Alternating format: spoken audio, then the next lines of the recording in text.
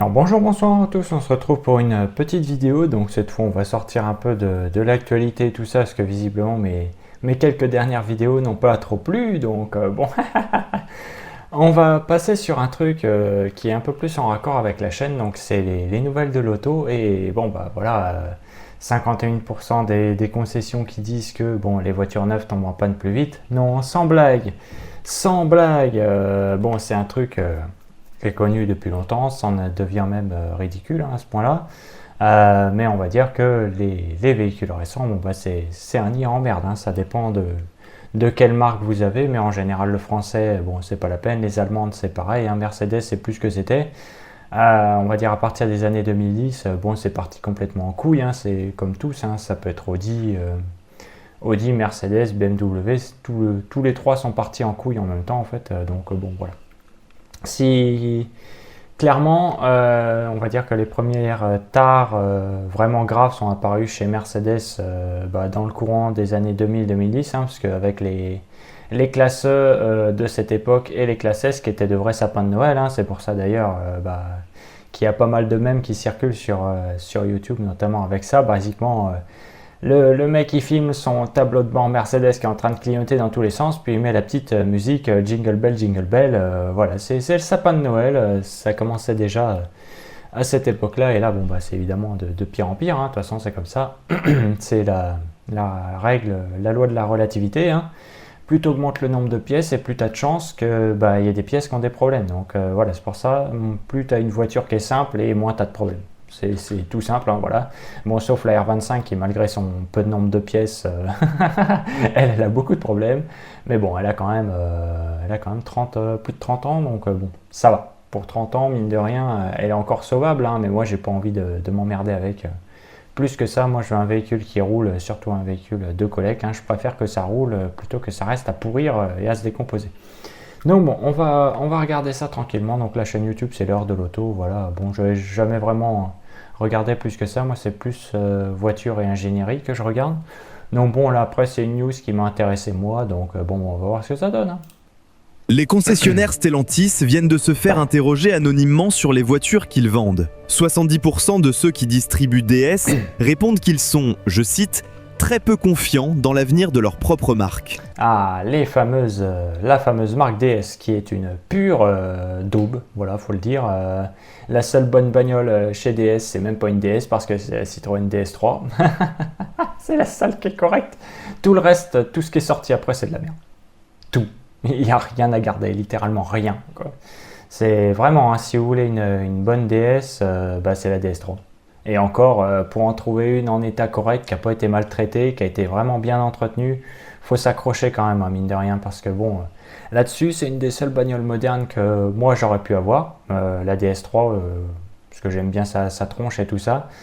Et le design en général, l'idée derrière est plutôt pas mal, mais sinon, à part celle-là, c'est la seule. C'est la seule et c'est même pas vraiment une vraie DS en fait, donc... 70%. Les vendeurs eux-mêmes n'y croient plus. Si le type qui a la concession Peugeot ou Citroën au coin de votre rue n'a plus confiance, vous, qui regardez en ce moment cette annonce de 3008 ou de C5 Aircross sur Le Bon Coin, vous devez avoir confiance. Ah, le fameux C5 Aircross.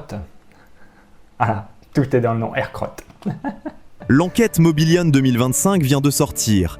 Je vais vous lire les chiffres exacts, marque par marque. Et la dernière du classement, sur 30 marques, je vous préviens tout de suite, c'est probablement celle à laquelle vous pensez en dernier. Mobilian, c'est pas une association de complotistes sur Telegram, c'est l'organisme officiel qui regroupe toute la filière automobile française, concessionnaires, distributeurs, réparateurs. Tous les ans, ils interrogent les patrons de concessions sur les marques qu'ils vendent. C'est leur métier, c'est leur quotidien, c'est leur atelier. Ils voient passer des voitures neuves toute la semaine. Cette année, ils ont interrogé 298 patrons, du 17 juin au 4 octobre 2025, sur 30 marques, sur 30 critères, 572 réponses au total. C'est une enquête sérieuse, méthodique, professionnelle. Et le résultat est sans appel. La note moyenne de qualité des voitures neuves vendues en France en 2025 vient de tomber à 5,01 sur 10.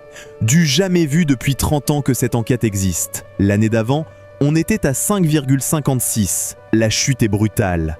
près de 10% en 12 mois. Mais le chiffre qui doit vraiment vous arrêter, ce n'est pas la moyenne, c'est le détail. 22% des concessionnaires se déclarent aujourd'hui pas du tout satisfaits de la qualité des voitures qu'ils livrent à leurs clients. On va dire que le problème, surtout s'ils ont interrogé vraiment des concessionnaires français, je pense que si tu pars du côté de Honda, Hyundai et tout ça, ça passe encore. Toyota, ça passe encore, même si les dernières qui sont sorties ont de sérieux problèmes, surtout aux États-Unis. Notamment les dernières Honda Civic qui ont pas mal de soucis, il me semble. Et les dernières Honda, mais pas les dernières Honda, c'est Toyota, voilà, les dernières Toyota, notamment les SUV. Alors j'ai oublié complètement le nom de ce SUV, mais pareil qu'il y a pas mal de problèmes là-dessus depuis qu'il est sorti, je crois que c'est en 2024. Ils ont quand même pas mal de merde avec ça. Mais bon, on peut quand même espérer que Toyota corrige le truc. Et sinon, l'une des meilleures marques, ça reste Mazda. Si vous voulez un truc hyper solide et récent, vous prenez un CX-5 et là, clairement, vous êtes tranquille. Non, le CX-5, vraiment, c'est l'un des trucs les plus solides. C'est une brique, voilà, c'est facile. Le truc, c'est une brique. Tu la lances et puis ça casse pas, quoi. Tu peux la lancer sur quelqu'un, il n'y a pas de problème. Elle aura rien, la brique. Donc voilà, CX-5, c'est ça. C'est très bien, honnêtement. Si je devais choisir un truc récent, ce serait sûrement ça. CX-5, au moins comme ça, tu pars sur un truc qui est solide direct, t'as pas besoin de t'emmerder. L'année dernière, ils étaient 11%, le double en un an. Et 29% disent en plus qu'ils sont plutôt pas satisfaits. Faites l'addition, 22 plus 29. Vous obtenez 51%. 51%. Une concession sur deux, en France, considère que la voiture neuve qu'elle vend tombe en panne plus vite et plus souvent qu'avant. Le vendeur, celui qui touche une commission sur chaque modèle qui sort de son hall, celui qui a l'enseigne du constructeur sur sa façade. Lui, pas votre voisin sur Facebook, pas un youtubeur grincheux, lui. Bon, alors maintenant, le classement, parce que c'est là que ça devient intéressant. Code d'amour des constructeurs, oui, Toyota est en top, et Dacia, Dacia, honnêtement, encore une fois, je préfère les anciennes, la Logan et tout ça, la vieille Duster. Alors oui, certes, elles ont une sale gueule, mais au moins, tu sais sur quoi tu tournes et c'est incroyable. Tête, comme tous les ans, deux japonais, Suzuki, 8,50 sur 10, Toyota, 8,33, Mercedes 3e, 7,25, en grosse progression, BMW 4e, 6,85, Honda et Mitsubishi 5e ex-aequo, 6,80. Voilà votre top 5. Que des marques sérieuses, pas une seule française dedans. Renault, 13e, à 6,14. Une chute de presque 11% en un an. Le losange n'arrête plus de... Et BMW, on va dire, il n'y a plus grand monde qui peut se permettre d'acheter une BMW neuve. Donc à partir du moment où tu as du pognon pour à gaspiller dans une bagnole de merde, tu t'en fous en fait. C'est un peu comme parler de la fiabilité d'une Lamborghini Gallardo en fait. Tu t'en bats les couilles. C'est la bagnole, tu as déjà des millions, donc qu'est-ce que ça peut te foutre de foutre 20 000 euros pour la réparation, quoi, t'en fous en fait. Donc non, c'est normal qu'ils soient satisfaits, parce que seuls des gros riches peuvent encore s'acheter une BMW neuve à l'heure actuelle. Donc au final, elle devrait direct être éliminée du classement, parce que BMW, ils n'ont aucun modèle qui est abordable pour le pélo comme nous, quoi. Donc voilà, faut être clair. BC. Volkswagen, 18e, juste à la limite de la moyenne avec 5,17. Audi. Toutes les Golf sont à chier. C'est facile. Après la Golf 5, tout est pourri. Encore, c'est ça, c'est la Golf 5, la dernière qui était correcte. Et après tout le reste, c'est de la merde. C'est Golf 7, c'est de la merde. Golf 6, c'est de la merde. C'est tout est à chier. Ils n'ont rien à garder. En fait. Littéralement rien.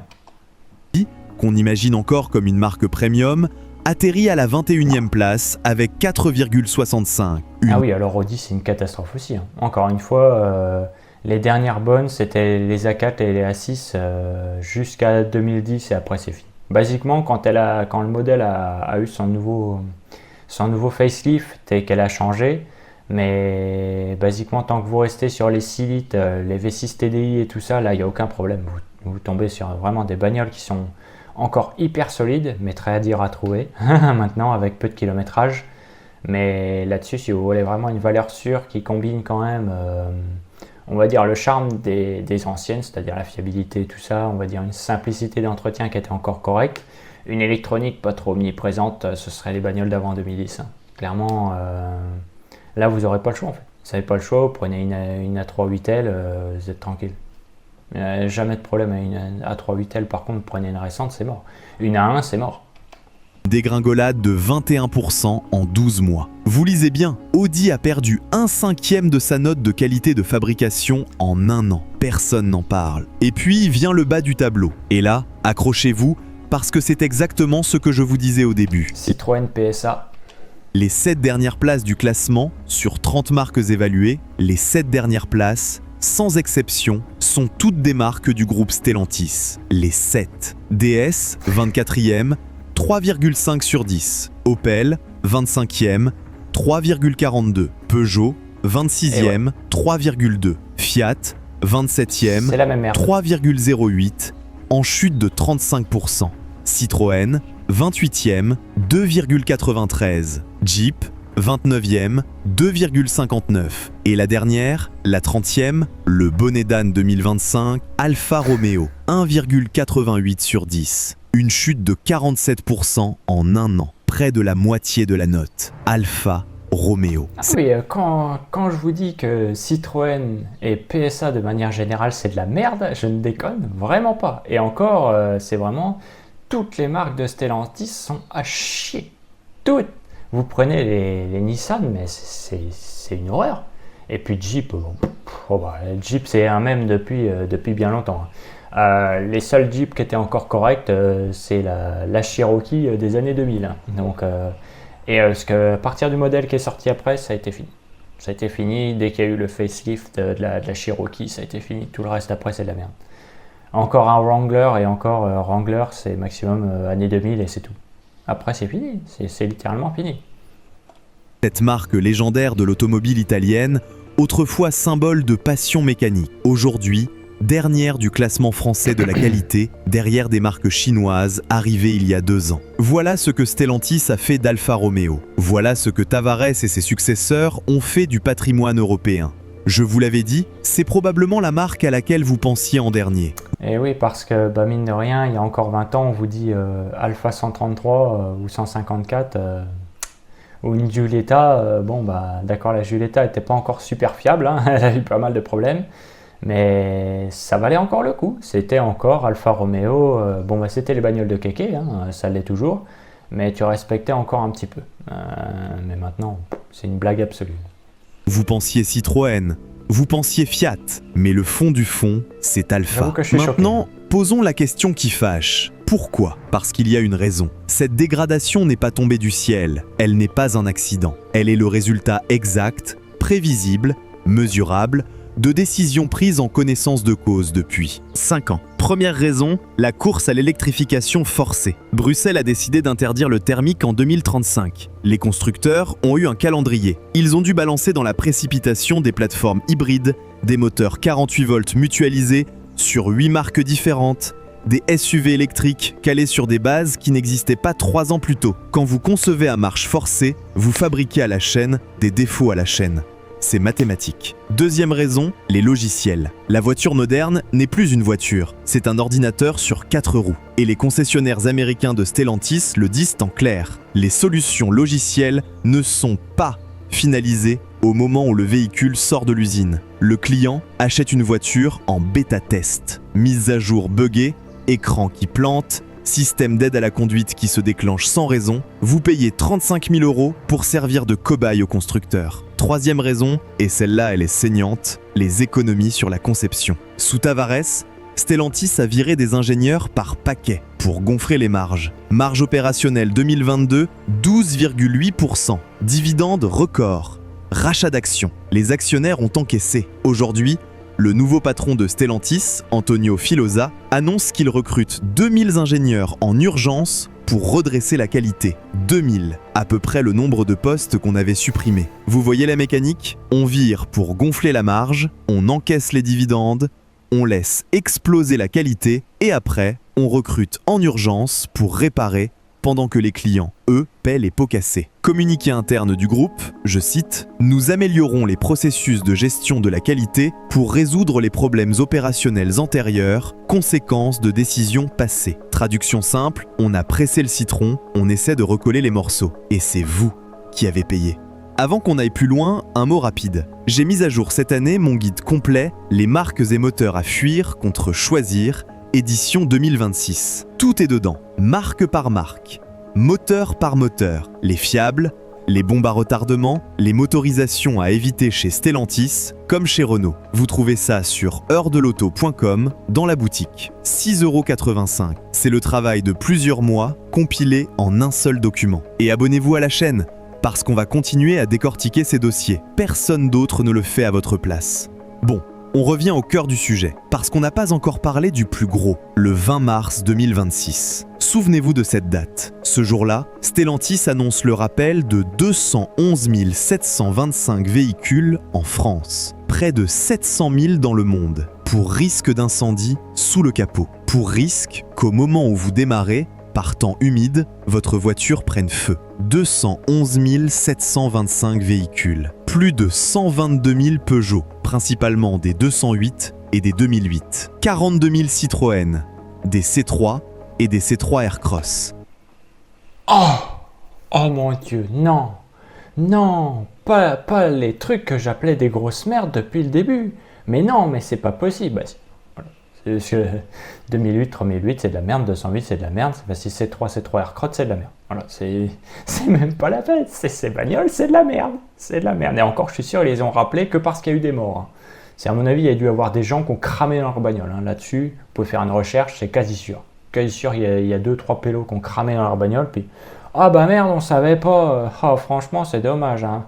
Désolé, hein. Voilà. C'est facile, nique ta mère. T'as cramé dans ta bagnole, on s'en bat les couilles.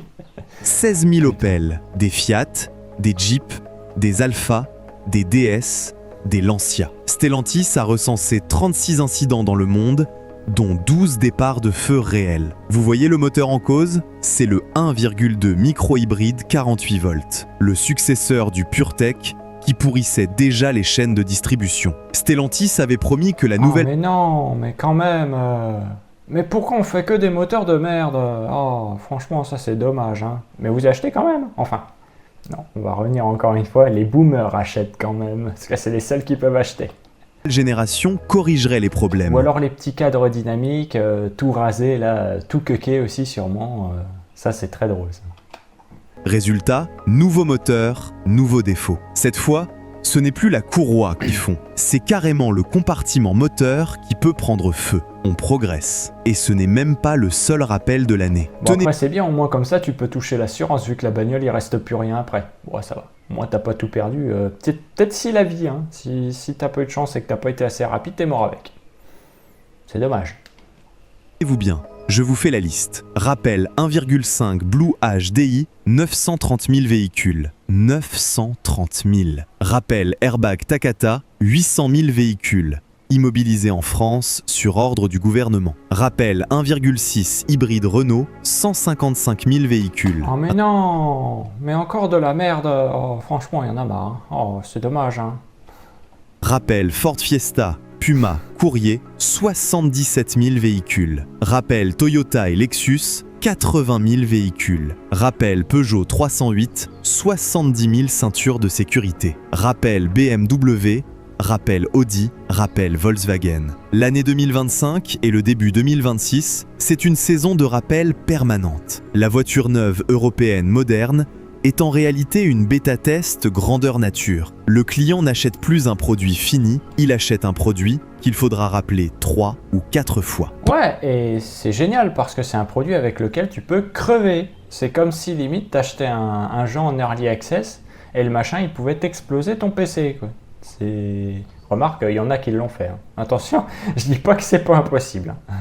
Je dis pas que c'est impossible. Est-ce que c'est déjà arrivé des jeux en early access qui t'explosent ton PC? Mais voilà, quand même, j'aimerais quand même, personnellement, si j'achète une bagnole, j'aimerais quand même ne pas risquer de crever dedans, alors qu'elle est censée être équipée de tous les trucs de sécurité, machin, mon cul, mon zboob. Bon, voilà. Mais non, pour ça que l'Axantia est très bien. Hein. pendant la durée de garantie. Pendant ce temps, qu'est-ce qui se passe chez les Japonais? Suzuki, en mars 2026, annonce qu'il étend sa garantie à 10 ans ou 200 000 km. Sur tous ses modèles. Vous lisez bien, 10 ans. Pendant que Stellantis rappelle... Vous prenez une Swift, ah mais vous êtes tranquille pour toute la vie. Même une ancienne. Vous prenez une vieille Swift, ah, là vous êtes bien. Là vous êtes bien, une vieille Suzuki Swift avec un petit moteur bien 100 chevaux là. C'est une petite bombe bien planquée, la bagnole elle ressemble à pas grand chose. Mais qu'est-ce qu'elle est bien la Swift. Et pour en trouver une par contre maintenant, faut y aller parce que les anciennes elles sont chères. Elles restent chères, même les vieilles. 211 000 voitures pour risque d'incendie, Suzuki double sa garantie sur des moteurs simples, éprouvés, qui durent. La différence de stratégie est totale. Stellantis fait du complexe et le rappelle. Suzuki fait du simple et le garantit 10 ans. Toyota. Regardez l'IMV. L'IMV il se porte très bien. Il n'y a pas de problème avec l'IMV. Il est parti lui. D'ailleurs, plus j'en vois des petites... alors c'est des tout petits 4x4 Suzuki, je ne sais pas comment ça s'appelle. Je crois que c'est le revamp du Samurai. En vrai, j'en vois de plus en plus de ces petits machins-là et ça a l'air vachement bien. Faudra que je regarde d'ailleurs, parce que j'en croise j'en croise de plus en plus sur les routes en fait. Et ça a l'air vraiment pas mal. Et honnêtement, je suis vraiment très heureux de voir ce petit truc de plus en plus présent sur les routes parce que, en fait, à partir du moment avec ton entreprise, si tu commences à faire des produits de merde, t'es censé couler en fait. C'est ça que je comprends pas, c'est comment ça se fait que ces gros connards ne soient pas encore morts en fait.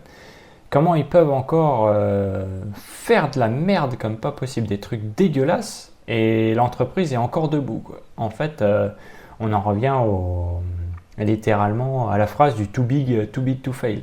C'est un truc de fou. Classement général Mobilian 2025, première place. Note 7,62 sur 10. 100% des concessionnaires se déclarent satisfaits du constructeur. 100%. Et 96% disent être confiants en l'avenir de la marque. Vous comparez ça aux 70% de très peu confiants côté DS et vous comprenez que ce n'est pas le même métier qui se pratique. Toyota n'a pas inventé la roue. Toyota fait l'inverse de Stellantis. Architecture stable, moteurs hybrides éprouvés depuis 1997. Refus de précipiter le tout électrique. Refus de balancer dans la précipitation des plateformes neuves tous les 18 mois. Et c'est exactement ce que Consumer Reports note. Les marques les plus fiables s'appuient sur des architectures stables et des groupes motopropulseurs éprouvés. Les voitures conçues de zéro concentrent les défaillances. Toujours. Stellantis a fait le choix inverse. Et le résultat est dans le tableau Mobilian. Maintenant, parlons de vous, concrètement.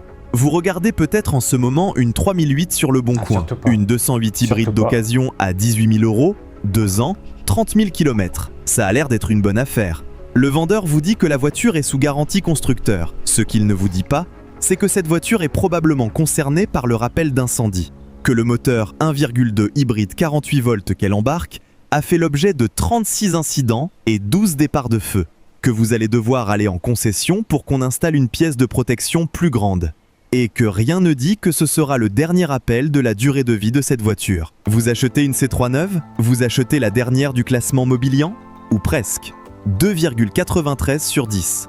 Vous achetez une Alfa Romeo Junior? Vous achetez le 30e sur 30. Vous achetez une Fiat Grande Panda? Vous achetez une voiture qui a déjà fait l'objet de plusieurs rappels avant son premier anniversaire commercial. Et l'argument du « bon, mais quand même, ce sont des marques qui se vendent en masse, c'est forcément assez fiable », cet argument est mort. Il est mort quand UFC Que Choisir a déposé plainte pour tromperie aggravée contre Stellantis.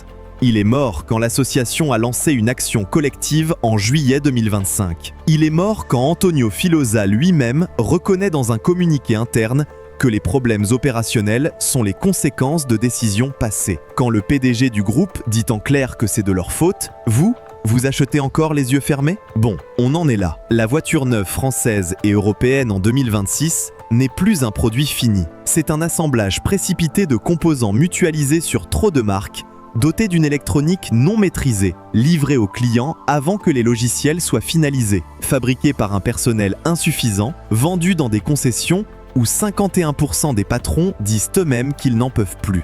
Voilà la vérité. Et le pire dans tout ça? Le pire, c'est que cette dégradation n'est pas accidentelle. Elle est le produit direct, prévisible, parfaitement assumé Des décisions prises depuis 2020 à Bruxelles et dans les sièges des constructeurs. L'interdiction du thermique en 2035 a forcé une course à l'électrification que personne n'était prêt à mener.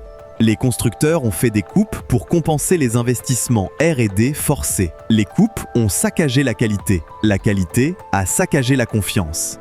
La confiance, on en voit le résultat dans les chiffres Mobilian. Et ce ne sont même pas des chiffres d'opposants. Ce sont les chiffres de l'organisme officiel de la filière. Ce sont les vendeurs eux-mêmes qui le disent. Une dernière chose, et puis on s'arrête. Posez-vous une question simple. Si vous étiez un patron de concession, et qu'on vous demandait à quelle marque vous voudriez vous associer pour les 10 prochaines années, vous choisiriez quoi? Eh bien, ils ont posé exactement cette question dans l'enquête Mobilian. Le résultat, Toyota, première à 19,2%, BMW, Dacia, troisième, Peugeot, 0,8%, Citroën, 0,2%, DS, 0%. 0%. Pas un seul concessionnaire sur 298 patrons interrogés en France, n'a déclaré qu'il choisirait DS pour se développer. Pas un seul. Une marque entière, jugée non viable par la totalité de ses propres distributeurs. Voilà, c'est tout pour aujourd'hui. Si vous achetez une voiture neuve en 2026 sans avoir vérifié le classement Mobilian et la liste des rappels, vous ne faites pas une affaire, vous prenez un risque. Et ce risque, vous le payez plein pot. Bah non seulement quand tu risques de crever dans ta bagnole, encore une fois, juste parce que c'est de la merde.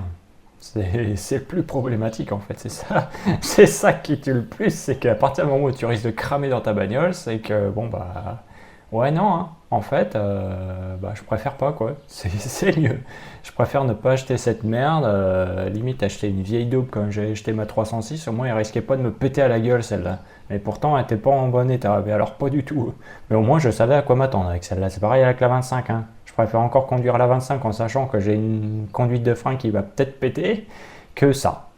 Ah ça c'est même pas la peine. Hein. Autant ça peut être confortable à conduire et tout ça, pratique avec la boîte auto et tout le bordel, mais non, non, non. C'est vraiment trop pourri maintenant. Donc voilà, j'espère que cette petite vidéo vous aura plu et vous aura bien découragé d'acheter des récentes. Hein, parce que ça date pas de 2020. Hein. Quand on regarde les Qashqai...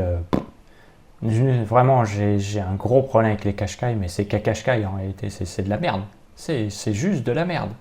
Voilà, c'est totalement voulu que la qualité ait baissé, c'est juste pour augmenter les marges, c'est tout.